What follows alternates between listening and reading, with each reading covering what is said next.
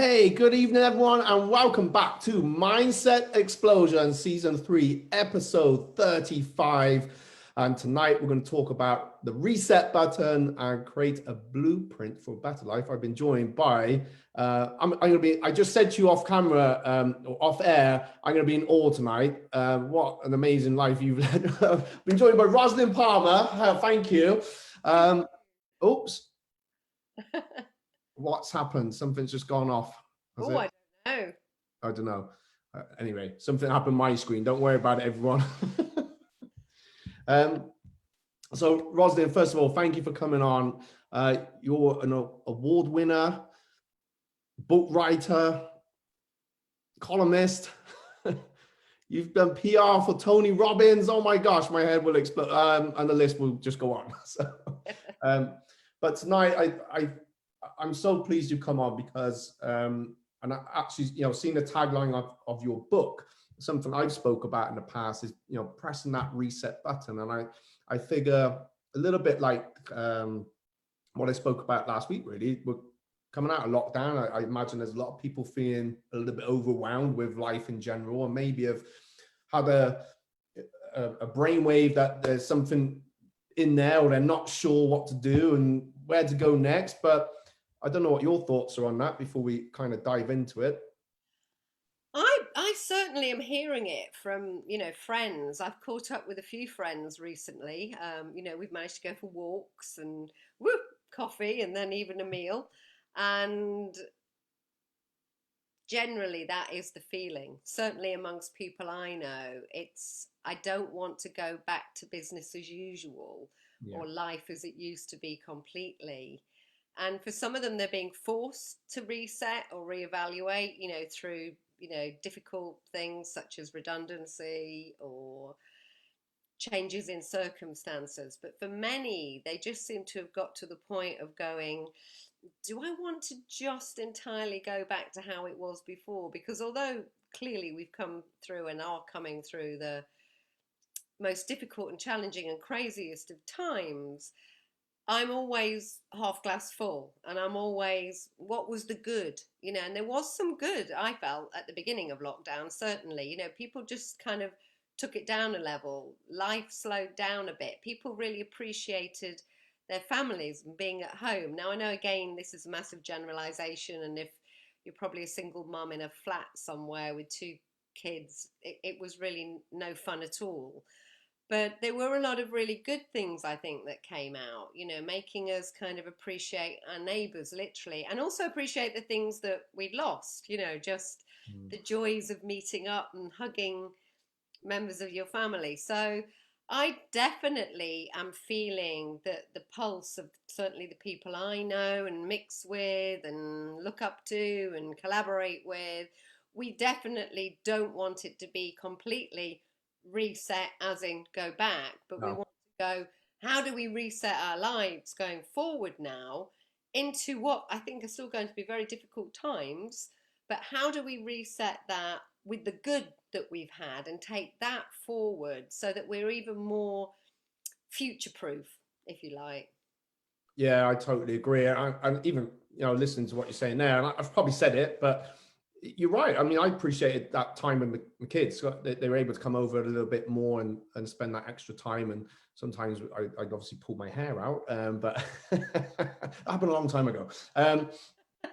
But it was something, that's a time that would probably never have happened. And unfortunately, I know there's been a lot of loss and a lot of grief, but and I did notice, like, part way through where I was doing a lot of live teaching, but you could see some people were starting to feel that pressure. But I think I absolutely agree. Sometimes it is learning to find the good in things, even in those dark moments. Really. Well, that's me. That's my life, basically. Yeah. I wrote the book. I mean, my life is really that story of finding what's good about when it seems to go wrong. Yeah. And when you think you're on a path or a trajectory and then life gets in the way, stuff, cancer, divorce. I've been made redundant 3 times in my career. I just wrote an article for a redundancy website. And again, I'm not making light of any of these things, absolutely not. And they can be absolutely diabolical when you're in the middle of them and going through them. But it's sort of, there's a poem I love that I always share with a lot of my clients, which is, strong trees do not grow with ease. The stronger the wind, the stronger the trees. And the stronger the wind, the more you put those roots down, and you become stronger and you can spread your branches. And so I think if you can have that analogy or that mindset sometimes and think, okay, it's not great, but what was good? What do I want more of? Well, how do I want my life to look? I must have had 3 texts from friends recently going, I'm having some time out. I'm thinking about how I want my life to be. And so I think now is the perfect time to reset, to reconsider and to reimagine maybe what the future could look like, and take as much of the fear away as possible. Definitely, it's like coming out of the ashes, isn't it? Yeah. Obviously we had those horrible fires, in Australia, at the beginning of the year. But so Aboriginals, they used to control a lot of the fire and straight away life comes back. Yeah. Well, Life. absolutely. My second redundancy, had it not happened, I never would have started my PR company. Yeah, I was yeah. It was like, here you go, here's £5,000 redundancy package, off you go. And I was, well, I've got nothing to lose. I might as well, because that was 1991, and that was a terrible recession in 1991. And me, along with lots of agency folk, got made redundant from our lovely, glamorous jobs in beautiful big buildings. Mine was on Baker Street in London. One day a lovely building, the next day a cardboard box. And, it was it was awful, of course, in many ways, but it also, catapulted me into going, well, why not? Let's go forward. I wouldn't have trained, we were talking earlier, as a therapist probably, had I not come through my second divorce. And coming through that divorce and the menopause, my dad had died, and I'd hit a bit of glass ceiling really in my PR and marketing career. That combination of all of that together meant that when that invitation came to, would you like to train in this, it was a bit like, yeah, why not? I would. So I do see synchronicity in a lot of things. I really do.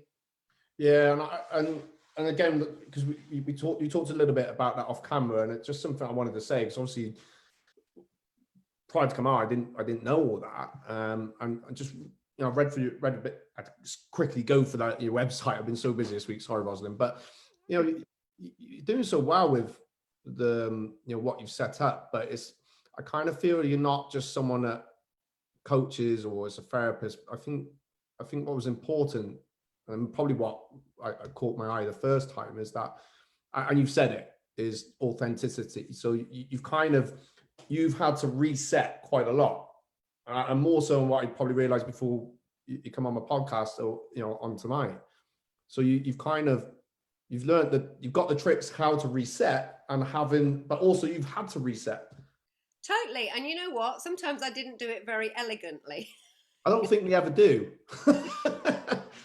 It really, I have this terrible feeling, some people who are very religious believe that, when you go, they kind of show you the movie of your life. And I think for several scenes, I'm going to be like, like, oh, can I, can I not look, can I not look at that one? So there was Does some. it feel like you when on those bits? Because I can look back and think, oh, I just doesn't feel like that was me.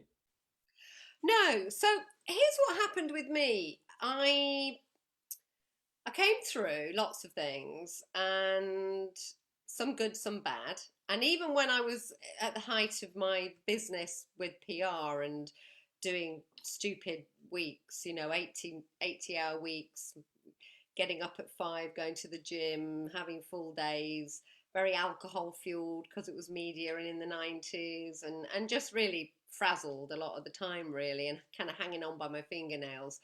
I did have a lot of really good sticking plasters. So I had an Ayurvedic doctor, I had somebody who came and did massage, I was vegetarian at the time. I'd learned about meditation. I can't say I was very good at it, but I'd learned about it.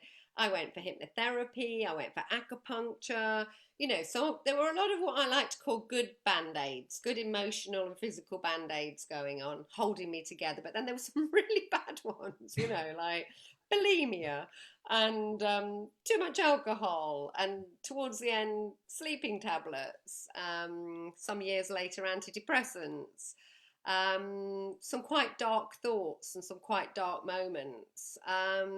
So there was always that good and that bad, even at that time. And I just sort of, like everybody, I muddled through as best I could. I reached out for therapy. I had CBT, psychotherapy. I had hypnotherapy. So I did good and bad. But it was when I kind of had to go through that a second and a third time because of the cancer and then financial loss and then a second divorce and the menopause and everything, it started to become very wearisome then. It kind of felt, oh, have I really got this blueprint? Have I really got this set of instructions? But we were talking about this earlier, but I believe I did. Yeah. I'd been around Tony Robbins, I'd been around Brandon Bays, I'd done the journey, I'd meditated, I'd been around some really amazing people. And the bottom line was I'd always been authentic. I'd always been me, because even in the 80s, I was catapulted into this crazy world of PR. When I was a girl who was a grocer's daughter, who lived above the shop and went to a comprehensive school, and I was telling you earlier, I really was not the same as most of the other girls in the office. They were like working for fun. I was working because it was a career. So you're right. So that authenticity and that what's the lettering in the rock? What is it? What are these things? It's that dark night of the soul when you really have to dig deep. And with no offense, I'm a coach, okay, and a therapist. I'm not saying it to anybody else. You can't train that No, necessarily. You can't no, learn that from a no. book, Mm-mm.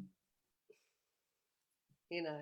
Yeah, no, I think I said just before we came on, um, I think some of the best coaches they have been through stuff, and we're just we're just made to be able to help those that maybe are going through similar stuff. But also I think I meet a lot of people and think, oh, I wouldn't need a coach because I'm okay at the moment. I don't need a therapist because I'm okay. But it's quite interesting because like, again, for me, with my martial arts, when I was learning martial arts, my instructor was very much, he just loved Tony Robbins. So we was constantly having that. And I think the same as you.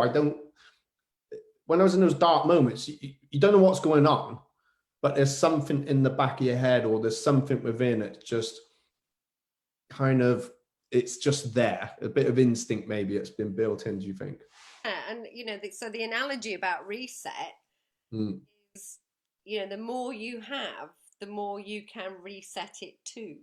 Yes. Options you have. So I went to Lifebook, which is John and Missy Butcher, which you kind of dig deep across 12 categories of your life and create literally this very expensive leather-bound book, which is very nice. But really about, what are my goals? What do I want? What are my whys? What's my motivation in all these areas of my life? And for me, it was a natural extension of my own core philosophy, which I'll mention in a moment. In fact, while I was on the course, I was thinking, wow, this is like 12 categories, and mine's 5. They've just gone deeper. They've gone deeper into all these categories. But I did have a real aha moment on that course, and the aha moment I had was that I was trying to regain what was lost. Yeah. Divorce, separation. I'd had a beautiful house. I'd lived in the Bahamas. I'd had a glittering career. I felt like I was somebody. My parents, so actual loss. I realized that somehow I'd got the mindset that if I could get it all back or get something similar back, I would be okay. And I just realized I could never do that. And I didn't want to do it any longer.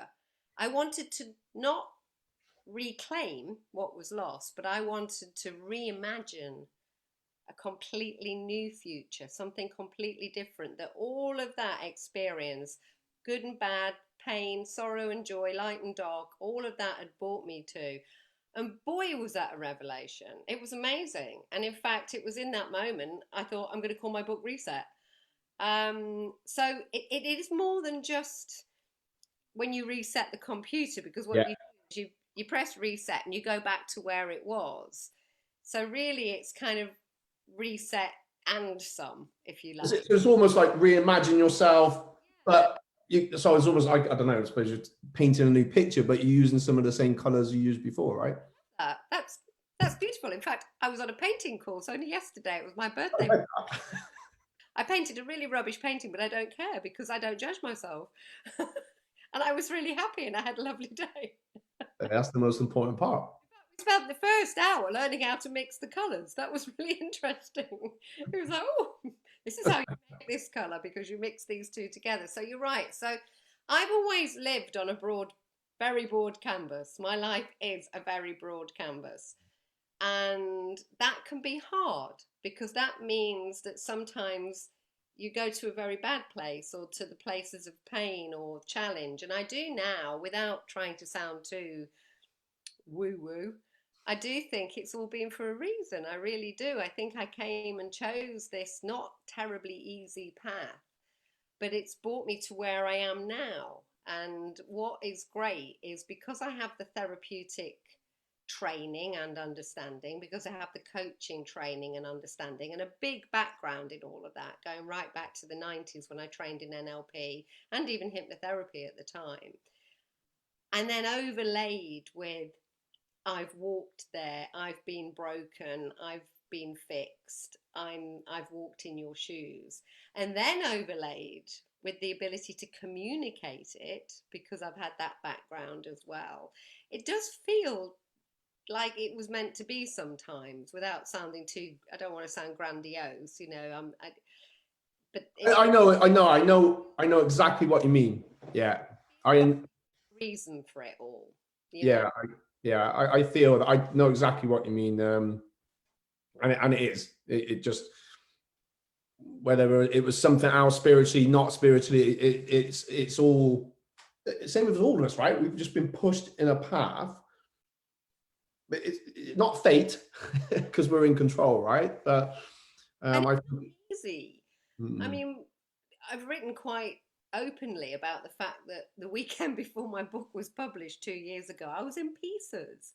mm. I was in my pajamas and crying, and I was ringing my publisher asking if they could stop the launch and not publish it, because I suddenly felt so vulnerable. It's all very well and good reading Brené Brown and Daring Greatly, but then when you actually do it and you really step out into the spotlight, and of course, all those years in PR, I was the one behind the spotlight. I was like the Wizard of Oz. I was behind the curtain, like going, off you go, and then suddenly it's you, and not just you, but you laid bare. Because my book is semi-autobiographical, because I talk about all these things, but then I kind of go, this is what happened, this is how I got through, good and bad. This is how you could have a blueprint for getting through, given what I now know, and everybody I've worked and trained and and I've been with a lot of people. I've been to several A fests. I've worked with some of the world's greatest thinkers, because I love being around these people. So that was very vulnerable, being that authentic, because it's like warts and all. And I was very uncomfortable when I first started doing that a couple of years ago. I really was. And I have to learn to kind of do it in doses now. I don't do it all the time. I have to have some me and the sheep time. As you know, I've now got 6 sheep and I'm a sheep. Yeah. So, I have to have my wellies on and traipsing around a field and not looking at social media time as well. So I have to create my own balance all the time. We used the analogy off air of a Weeble, which I loved. I'm a Weeble. So Weeble's Wobble, if anybody doesn't know, it used to be this little toy, and it was weighted at the bottom, and the strap line was Weeble's Wobble, but they don't fall down. And I am a Weeble, and boy have I wobbled, but I've never actually completely fell down. And now I have a lot more ballast. So the things I've learned, the coaches I've worked with, the training I've done, everything, all of it, means there's a lot more ballast. So I'll have a wobble, but it writes really quick. Whereas Yeah. it could wobble for quite some time. And I think that's important for people to know, because we were also saying beforehand that I think it's really important for me. I've had coaches, I've had therapists, I probably still will, that they are integral, that they are authentic, that they can walk their talk. I do not want to work with somebody or be given advice by somebody who really is just regurgitating something, or they're talking about something and then they're living their life in a completely different and inauthentic way. I feel quite principled about that, but I don't expect them to be perfect. No, I no. really expect them to be human, because I think we make better coaches and therapists and just humans. Well, you said it before. If we just admit, you know, we're fallible. Well, I think if, like I said, if you're looking for a coach, and I think you said it before, is you have that empathy. Yes. It's very hard to coach someone. You're not going to understand then fully, because you're not in that person's shoes. But if you've kind of walked some of that walk, because every depression is going to be different, right? Or every life change is going to be different. But if you've got, and I never assume, I get quite a big form if I'm doing therapy with somebody. It's quite a big intake form, and even when you read the form, I never have already made my mind up about what that must be feeling like for that person, because, as you know, two people could have the same experience, even a bad experience, and one comes away one way from it, and one comes away completely another from it. In fact, some of the experiences and things I write about, not just in my book but in the Ignite books that I'm part of, for example, when I was about 23, I was nearly the first or second victim of England's biggest serial rapist, but I wasn't. No, because I got away, because yeah, something in me just went, no, this is not happening.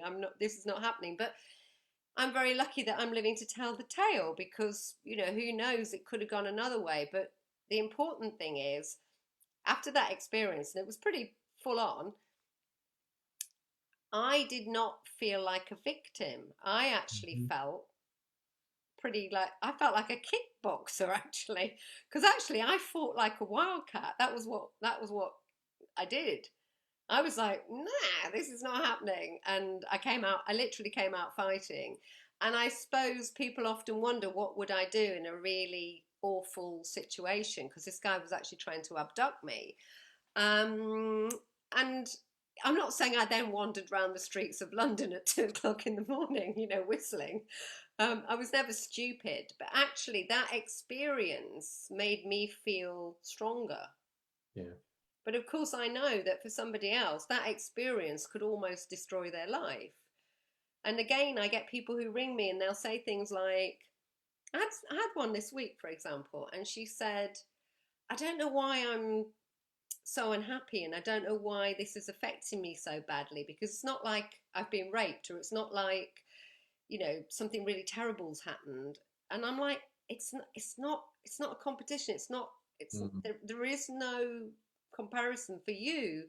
Maybe many years of just feeling that you didn't have a voice, or many years of not being recognized for who you are, or loved in a way that you wanted to be loved or needed to be loved, can be as soul sapping and destroying as somebody who has a kind of a traumatic experience.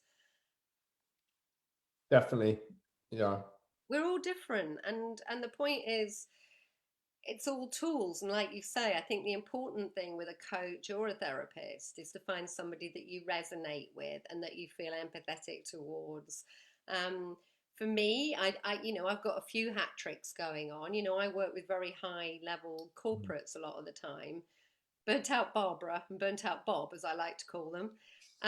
Because that was me. That was the blueprint of my life. So I know business, and I know the demands of that world when you're running a multi-million-pound business and you're laying awake at night feeling you're spinning plates. But it all looks great because you've got the lovely house and everything's going on, and people keep saying, oh, you're such a success, how marvelous, and you feel empty and like you just want to jump off a cliff most days. You know, I get it because I've been there. I also can be an authentic business coach because I've built a business. You know, there's so many people out there, so many wonderful people out there, and I reach out to people all the time. No, brilliant.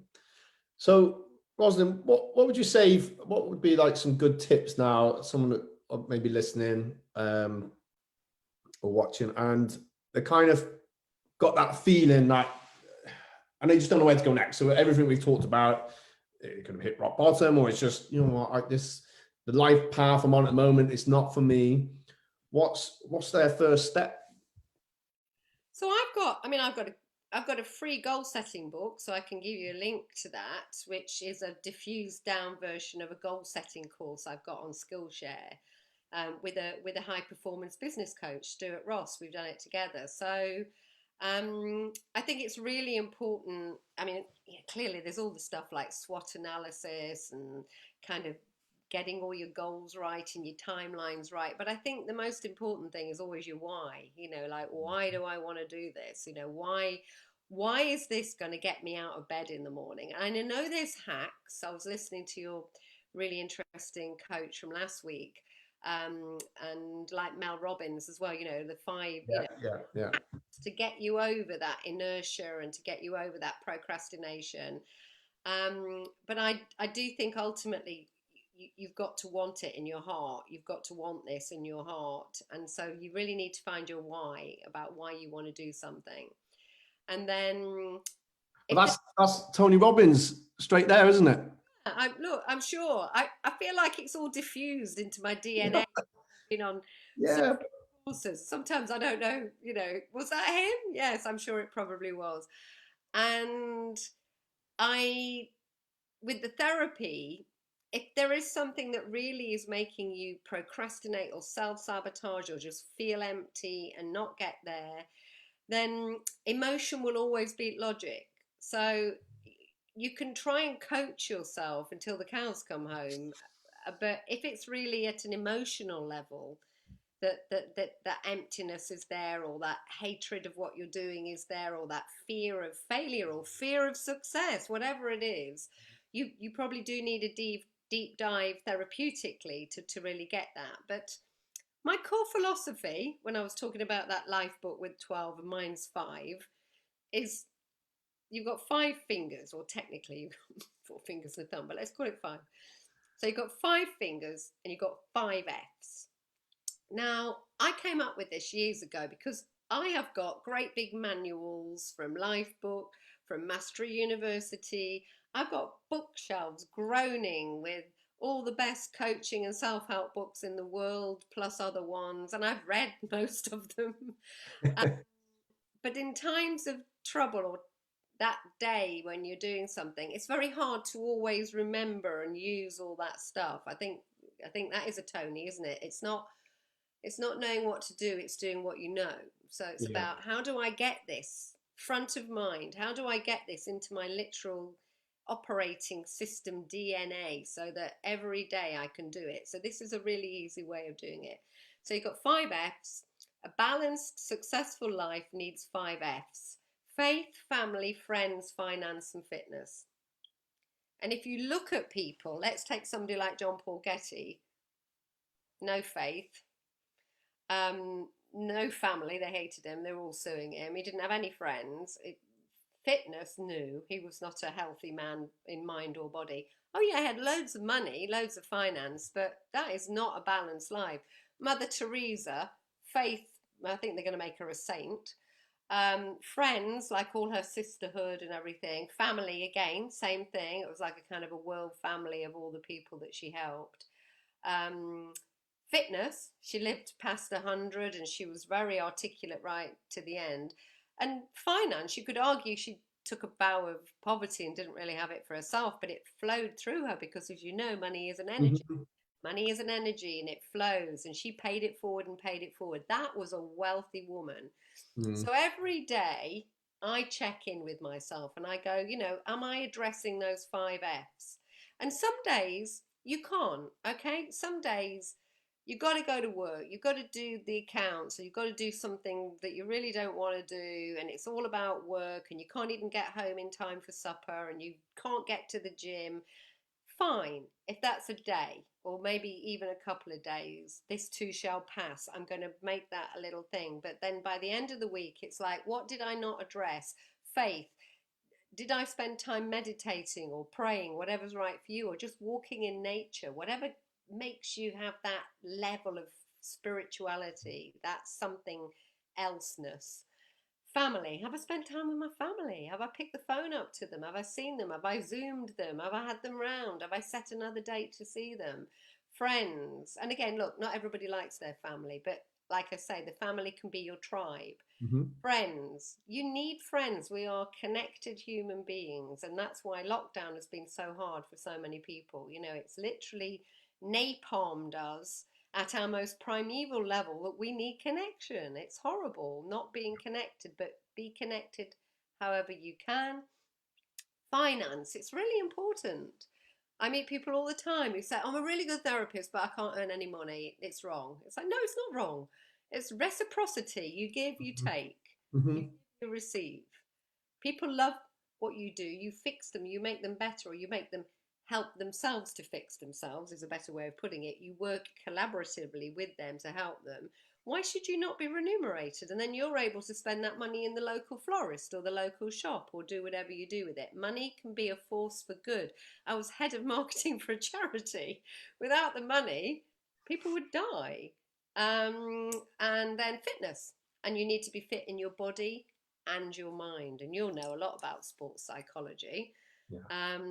You know, and so the mind and the body together, you've got to address both. Now, that is my blueprint, and you can remember that easily. Mm. And every day you can check in. I've also got a workbook free again on the 5Fs, so you can drill down a bit deeper to get to some of your whys and to get to why you want to do it and what it looks like for you. I'm really happy to give you links for all of that. I'm at a point in my life now where I'm just paying a lot of it forward. So Yeah.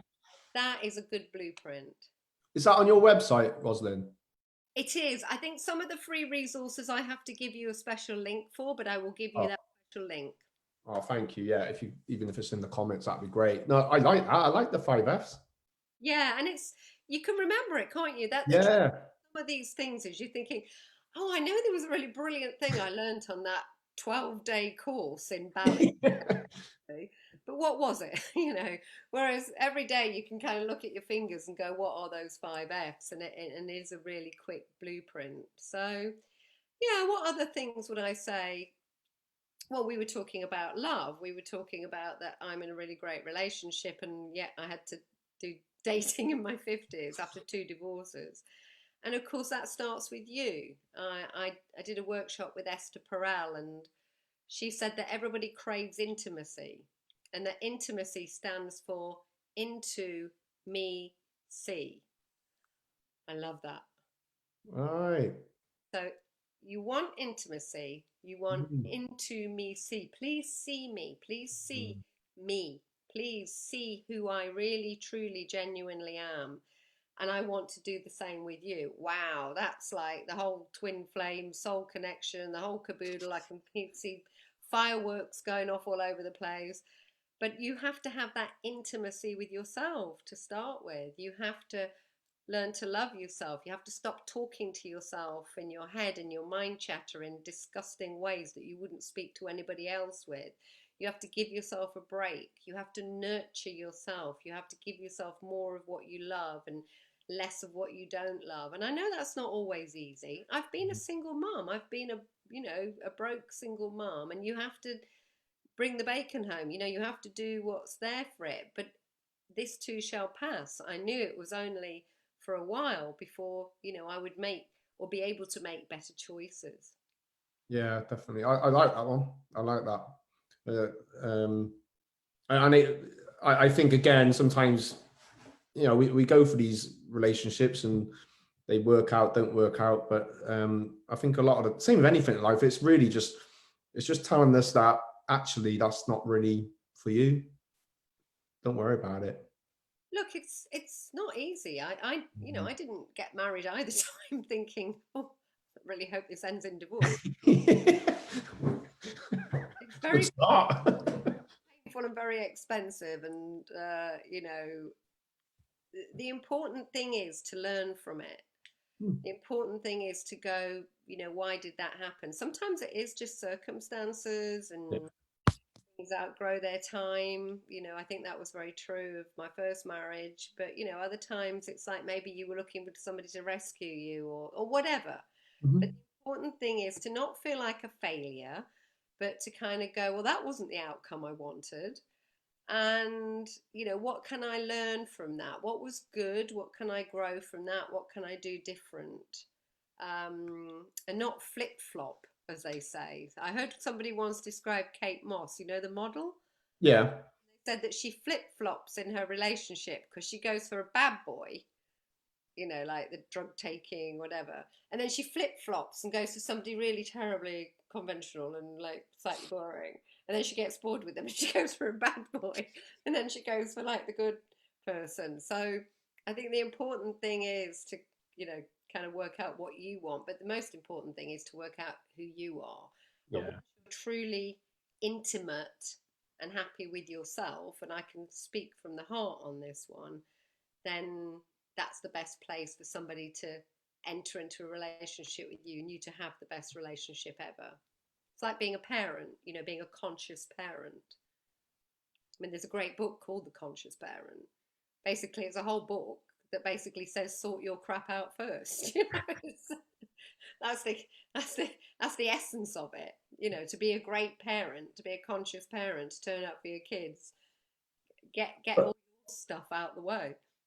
I think it always comes back to that, though, isn't it? Even on, I don't know if you do it with a lot of your coaching and clients at the beginning, but we're generally starting on ourselves first. Would you Yeah, say? absolutely. And Yeah. that's why because I did win an award last year for my coaching I see. therapy package. And I do think that's why it works so well though, because you know, you've got the deep dive with the therapy, you know, let's get the roots of the weeds out and dig Mhm. out what it is, that groundhog day, I like to call it, that groundhog day thing, that despite all your best efforts and you did that amazing course and you did that thing and oh, there you are again, you know, we're back at that thing. Why is that? And then people start to feel broken, or they start to feel that they can't ever achieve things or get over whatever it is they want to get over, be it procrastination or whatever. So do that deep dive, but then do the coaching, then do the how can we re-envisage the future? How can we reimagine a more exciting future? And how's that going to look? And what are the checks and balances you're going to need for that? You know, is it going to be a, a life plan, or is it going to be like a whole new set of, you know, values or whatever? And then the two combined together, you know, are pretty powerful, really. And get yourself around people that, with that same mindset, I guess. I do think that, although I did see a couple of very interesting posts during lockdown on Facebook, when the world was going mad. I was literally I looking, think it's still going a little bit mad. I don't think it's calmed down yet, but falling out and so polarized, and like I now know people who aren't speaking to family members or friends. You know, it's like whoa, okay. But I did see somebody who put, I would like to know where there are some groups with the following kind of people. And they weren't their people, because they said that they didn't only just want to be in a mindset where everybody around them thought the same as them. They yeah, wanted to be challenged. yeah. To, you know, they've, I mean, I don't think like in a bear pit kind of environment, but I think they just wanted to be open to maybe some wider ideas. So yeah, you're right. Surround yourself, it's like the five people. Surround yourself by people who, I would actually say, surround yourself by people who make you have to up your game, because it's not always comfortable. Yes. Yeah, I totally agree with that, actually. I totally agree with that, because otherwise you're not going to step out of that comfort zone anyway, are you, really? You're not. You get very like, yeah, well, we're that clan. Yeah. Yeah. And I guess it's, I wouldn't really want to be on top top of it all. Oh, I don't know Otherwise, it's like, well, now what? which way's right up. So, no, I think, yeah, I think that's important. I joined a mastermind this year actually through lockdown. Wasn't really expecting to do that, and I've been in ones before where it's just been the martial arts industry, but when it was right for social media, but for me, it was actually, this is quite a good one. I'm around totally different people now, and I'm benefiting. Yeah, very interesting in lockdown. So I was a really big networker before lockdown, like going to groups, nearly all women only groups, to be honest. A lot of really female empowerment networking groups. And then when lockdown came, for a start, just everything got a bit discombobulated and I wasn't feeling very well and there were various things. And also, I did the great lockdown experiment and went into lockdown with my boyfriend, and we don't normally live together. So, there was all of that to navigate and get used to, which I'm happy to tell you has been a great success. Well, obviously, if you're moving off together, so that's all good. Yeah. And I started to get invitations when all these groups started to go online from quite a few more different and diverse networking groups. And all sorts, some marketing ones, podcasting ones, business ones, a lot of them. But they were mixed, men and women, and also mixed professions, mixed kind of things. And I found myself really enjoying them, which was very interesting. So, whereas when I'd actually physically gone to some of those groups, I hadn't enjoyed it so much. So, I don't know if there's just a different dynamic when we're online. I don't know what it is, but Yeah, maybe. yeah, so I've discovered that I like a different kind of networking now as well. So I do enjoy the mixed groups because I find that the men and the women bring different energies and different kind of humor and different insights. And again, that's good, because sometimes I don't necessarily agree, but I'm being challenged and I'm being made to think. Yeah, definitely. You mentioned podcasts. So you got one podcast definitely coming out and one you work on. Is that right? That's absolutely right. So Right. I've got one that is definitely coming out later this month called Monkey Business. So that's about the monkey chimp mind and how you tame it to be a really big success in business, or if you failed to tame it and your business has crashed and burned, how you recover. So far, everybody I've spoken to are big successes, but I'd be quite keen to maybe speak to some who aren't. But yeah, they're going to be really, and they are very high profile people who we can really learn a lot from in half an hour. And because I've been a radio host and the background in journalism, and because I understand them, I do think I'm getting a lot out of them in half an hour. So they're all half-hour episodes, and there'll be a lot to learn from all of them. So get yourself All right. ready. Yes. And then yes, I'm collaborating with a colleague, and it's a totally different ball set. It's really about menopausal women of a certain age and about everything we face, whether we're visible or invisible, and all the rest of it. And we're just getting that right. And if we can get it right, it's going to have quite a lot of support behind it. So I think it's going to be quite exciting. So I think they're both good. I think they're both good ones, definitely. it's very typical of me, yin and yang, sensible maverick. Like I get to do the business stuff and the high powered stuff, and then I get to kind of maybe talk about comfortable bras or hot flushes or whatever, So when does the first one come out? Well, I haven't got an actual date at the moment because I've Yeah. been off, but it should be end of September, early October, and I'll definitely let you know because it's going to be on all the major podcasting platforms. So yeah. Yeah.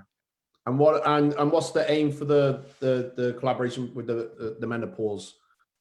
It's not about menopause per se. It's just that we Yeah, have I actually come out wrong, didn't it? When's your menopause collaboration happening? really inspired by the fact that there was a book last year. I think it was last year called Invisible Women, Yeah. and that's very much about how women become invisible in society, and women of a certain age, particularly kind of 50s, can be 40s, but 50s and above, stop being quite so visible, stop being, advertising's all geared at young people. I mean, and I've got a background in advertising and PR, so I understand that. And it's hardly surprising because I think the average age of a person in an ad agency is about 27. Right. So, when they do an advert for, I know how it works. They go, oh, let's aim this new product at the 55-year-old woman, and all these all these 27-year-olds, 30-year-olds, you know, think what a 55-year-old woman's going to want, and it's not usually the case. It's like if you Google over 50s dating, you can do this after we come off the podcast. Google over 50s dating and click on the images. Nearly every second blinking picture is two grey-haired people running down sand dunes, smiling at each other, usually wearing white shirts and jeans, or sitting on a beach, like with a glass of something. And it's so stereotyped. And a lot of women in their 50s, they've been in what's called the squeeze middle. They have been a mother, they've been a wife. Now often they're taking care of elderly parents. Sometimes they're grandkids as well. It's called the sandwich, the squeeze sandwich. And there's nothing for them. They're exhausted. They don't feel good about themselves. They just don't feel visible, and they don't feel heard. And so that is all about making that woman heard. Yeah. Oh, it sounds amazing. Mm. Very good. Okay. Well, we're coming near to the end. There's a couple of things I just wanted to ask. You've got, you only mentioned it briefly just before we come on live. So you've got a couple of other collaborations. Is it workshops, or is it courses, a couple of things that are coming up? So I've got two new online courses that I'm collaborating with. One is for the Ignite Institute, who I've done the published books with. So I think at first that's only going to be for their authors and people, but it might go beyond. But that's really been about helping people to find their voice and get over writer's block and dig out that story within them, because we have a belief that everybody has a story within them. Everybody has a story to tell. Everybody can be a cairnstone. That's on the front of my book. So cairnstones are on mountain paths, on narrow mountain paths. So what other walkers leave by the side to go, this is the safe route. So they become the kind of signposts for people who've been there before you for how to find the safe route through. So that's one. I've got another collaboration that's coming out with Stuart Ross, who I've already got the goal setting course on Skillshare with. And I'm not going to say what it is, but it's going to be brilliant. And we've been working on it all through lockdown. So that's going to be really great. Yeah. And I'm talking to a couple of other people. What came through lockdown for me was people were reaching out and having probably kind of conversations that they wouldn't have been having before, and going, well, you've got that mindset and skill set, and I've got this mindset and skill set, and you've got that audience, and I've got this audience. Why don't we collaborate? So there's a couple more that one is linked to beauty and one might be linked to divorce. I think collaborations work well though. I think why not? And I did one last year. It was for a charity event, and there was me, yoga instructor. We were doing like some well-being videos for a while, and massage place, and we did this amazing event. I just think, like you said, it's you kind of put in each other's audience, a bit like now we're on each other's audience, so why not? Well, also, I'm sure you know as well as I do, and this has been one of the things that people have learned with lockdown, is it can be a bit lonely actually as well, can't it? When you're out there and you're doing everything, even though you're on Zoom and you're talking, and so although you maybe don't collaborate and you're physically in the same room, there's just that sense of team, that sense of we're in it together. And I do like that, because I did used to like being in a corporate environment for that. Those water cooler moments, as you call them, that by the photocopier and, all that kind of stuff. And I do miss that sometimes. So, yeah. Oh. Well, listen, go on. Next year. So I'm going to move home and then I'm going to write a novel. Yes, you got a fictional novel you're planning for next year. And you've just had a birthday. I have. I got 6 birthday. So what nicer present could you possibly get? I've named them after the top selling English writers of all time, because my degree way back when is in English literature. So they're called Virginia after Virginia Woolf, Jane after Jane Austen, Charlotte after Charlotte Bronte, Harper after Harper Collins, Mary after Mary Shelley, and Charlotte after Charlotte Bronte. And you followed the rule of 6. There you go. Oh, that's fantastic. Do you know when you're moving yet, or? Probably in about a month's time, but Yeah. I'm very fortunate with my work because I already was doing probably 70 to 80% of it on Zoom, because having been one of the first RTT people in the world, and then gained, very quickly gained a really good reputation, and I've moved in all those international circles. I've always had a good international clientele anyway.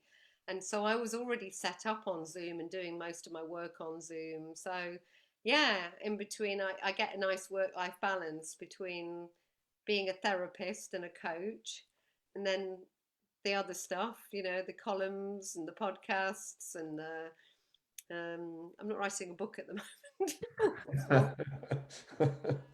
Yeah, it's a good life. And it's lovely being able to talk to people like yourself. Thank you for giving me this platform. I really appreciate it.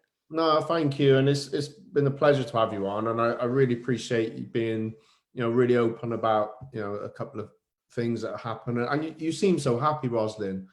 You've obviously had those dark moments, I know, but you seem so happy now, focused on what you want. You got the right person in your life, and you're again, you're resetting again, aren't you, really?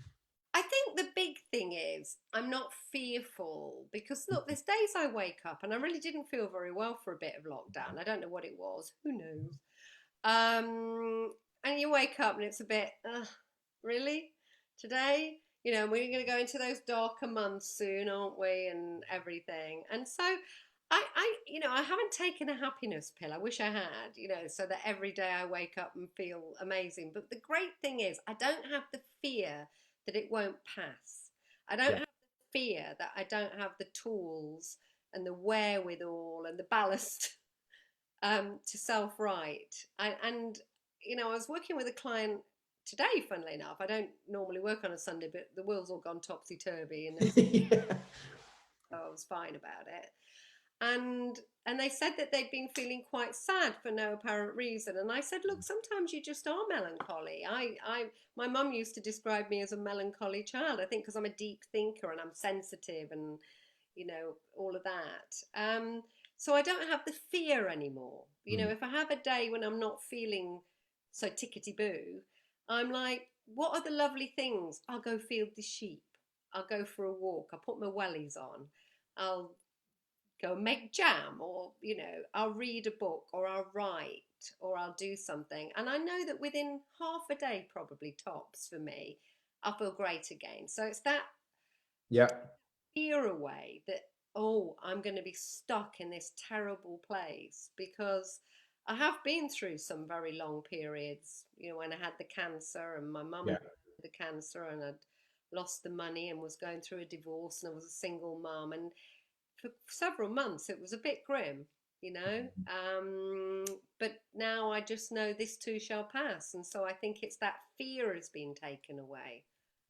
Yeah, I just from my own experiences, 100% definitely, and the same. I just have those moments where I just think, oh, really, just.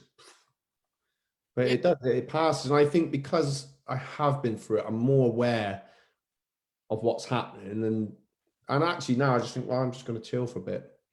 Exactly. Be kind to yourself. Just be really, it's what I'm always saying to people, just be kind to yourself. Just give yourself a break, just, okay, so today wasn't the most productive and brilliant of days, but tomorrow can be. So yeah, I think that's the issue. So I am happy. Thank you. You're absolutely right. And when I'm not happy, it doesn't affect me for very long. Yeah, good. I don't get worried about not being happy. Good. Well, I think we're gonna say goodnight to everybody. But thank you once again. Anyone wants to find out more about Rosalind, I obviously in the link, rosalindpalmer.com. Yes, that's right. And do remember, I do see people. I come Yes. to a lot of these, and people are like, "Oh," but I'm like, I love helping people. I love clients. So, and I do a free 20-minute call. So if you want to find out more or see if we're a good fit, go for it. But I will give you links to the other freebies as well. I've got lots of great resources for people. Oh, that'd be fantastic. Thank you. And obviously the book. Yeah, I think Yeah. it's on special offer on Kindle at the moment for only $4.99. So fiver, come on. Happy days. Good Fiction. time. Yeah. Good time to do it now. Good Yeah. time. All right, everyone. Thank you so much for watching. And if you've got any questions, drop them in the comments below. Either myself or Rosalind will get back next couple of days. And yeah, be sure to share, pass it on. Great interview. Thank you very much. I'll speak to you in a sec, Rosalind. But everyone else, have a good evening. Peace, love, always. Bye-bye.